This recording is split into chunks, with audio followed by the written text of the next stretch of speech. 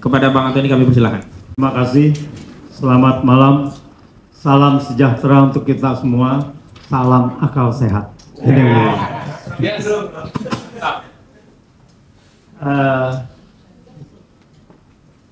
Tadi ya beberapa sudah disampaikan, tetapi saya ingin mempertegas lagi pendapat saya bahwa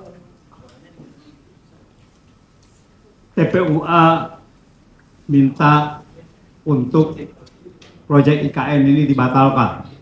Cara membatalkannya ada beberapa cara. Tetapi kalau pendapat saya adalah bahwa ini wajib dibatalkan. Karena undang-undang IKN ini adalah melanggar konstitusi. Melanggar konstitusi. IKN ini bentuknya apa? Pemerintah daerah apa bukan? Pemerintah daerah di dalam undang-undang IKN ini kota, namanya kota pemerintah daerah. Otorita adalah badan administrasi.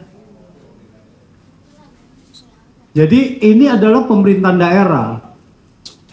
Disebut bahwa ibu kota adalah pemerintah daerah, ibu kota negara dalam bentuk badan otorita.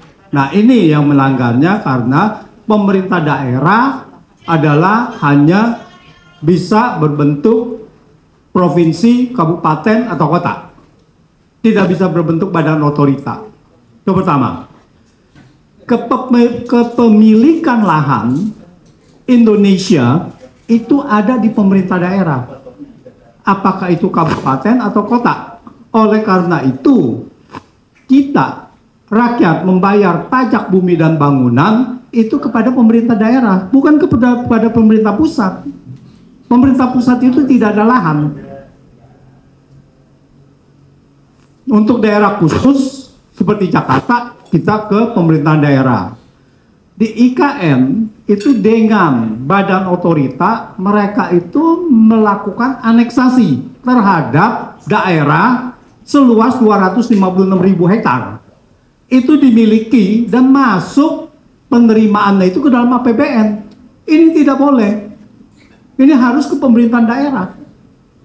Tidak ada ini ke pemerintahan, nggak boleh APBN menerima itu.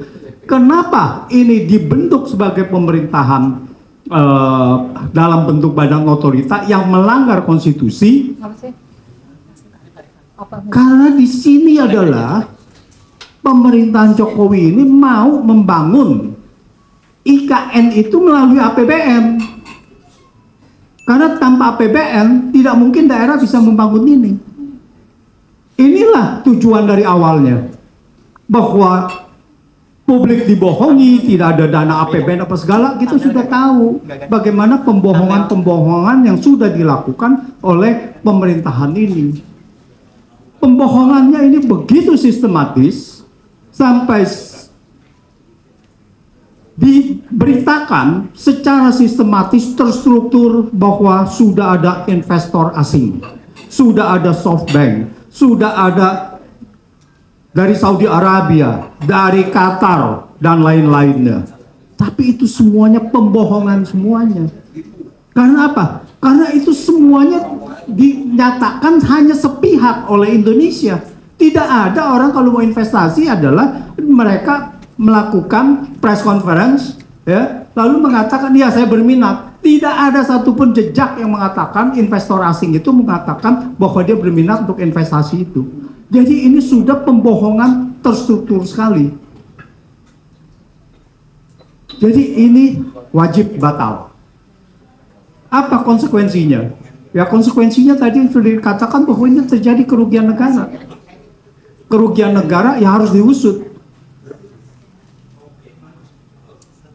Jadi di situ dikatakan bahwa SoftBank mau investasi 30 sampai 40 miliar. Ini tidak ada malunya pejabat ini. Nguber-nguber sampai ke Qatar, nguber-nguber sampai ke Saudi Arabia minta-minta untuk investasi.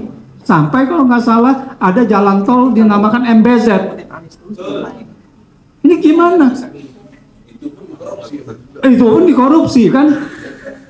Sangat luar biasa gitu. Nah, Jadi ini mau tidak mau bahwa ini harus wajib batal. Jadi saya sarankan TPUA ini mau jalan apapun ini harus batal.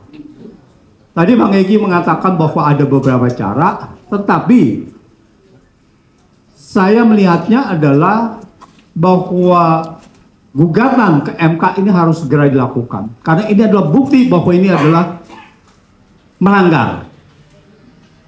Bahwa kalau dengan DPR mengkoreksi, lalu Perpu mengkoreksi dan sebagainya, itu seolah-olah tidak ada pelanggaran. Pelanggaran ini tidak bisa didiamkan. Jadi ini harus dilakukan, bahwa nantinya ada, karena toh proyek ini akan mangkrak juga gitu. Tidak mungkin bisa diteruskan dengan APBN kekuatannya segini. Tahun ini aja sampai dengan Januari sampai April penerimaan pajak ini sudah turun 8%. Seharusnya naik 8%. Jadi secara total sudah diskrepensi, ada selisih dengan target itu sudah 15, nantinya akan menjadi mungkin antara 15 sampai 20%. Selisih penerimaan pajak. Turunnya, selisihnya adalah penurunannya shortfall itu adalah sekitar mungkin diperkirakan bisa sampai 15%. Jadi tidak ada. Jadi kalau yang tadi dikatakan bahwa oh ini siapa Luhut ya minta bahwa ini ditambahkan atau segala, ini melanggar undang-undang APBN. Karena apa? Karena tidak ada detailnya. Karena apa? Undang-undang APBN itu setiap pengeluaran di dalam APBN harus sudah dirinci unit organisasi dan fungsi dan program. Jadi ini tidak ada gitu. Masa seenaknya aja, oh ya ini tinggal ditambahkan, nggak ada. Seperti juga waktu itu bansos. Bansos itu tidak ada dananya. Harusnya adalah melanggar konstitusi gitu kan. Melanggar undang-undang APBN gitu. Ya. Jadi merugikan keuangan negara.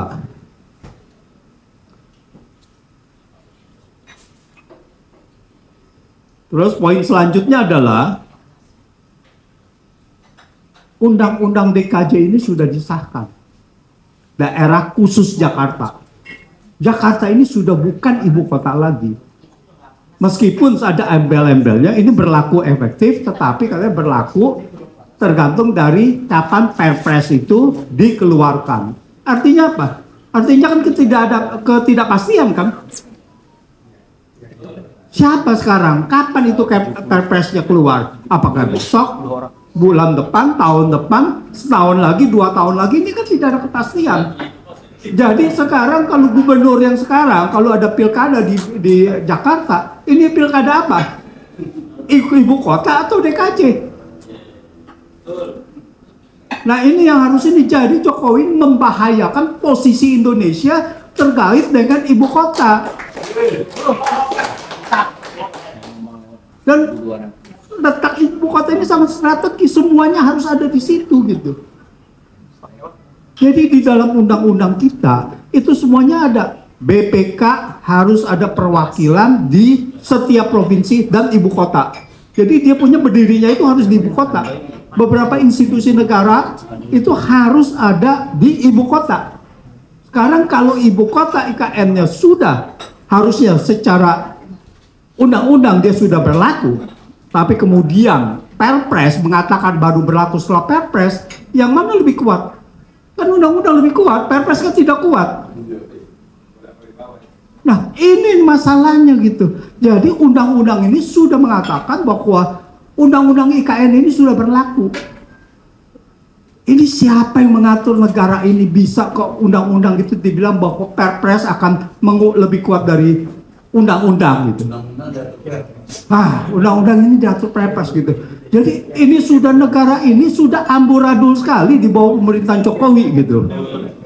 Jadi tidak bisa tidak bahwa ini harus dibatalkan, dan Jokowi termasuk di dalam UIKN ini harus dimintakan pertanggungjawabannya gitu kan. Kapanpun, apakah dia masih menjabat atau setelah menjabat, saya rasa ini semuanya harus digugat. Dan TPUA ini saya harapkan juga mempunyai atau akan mengadvokasi untuk hal ini, penegakan kedaulatan dari kita punya hukum. Terima kasih.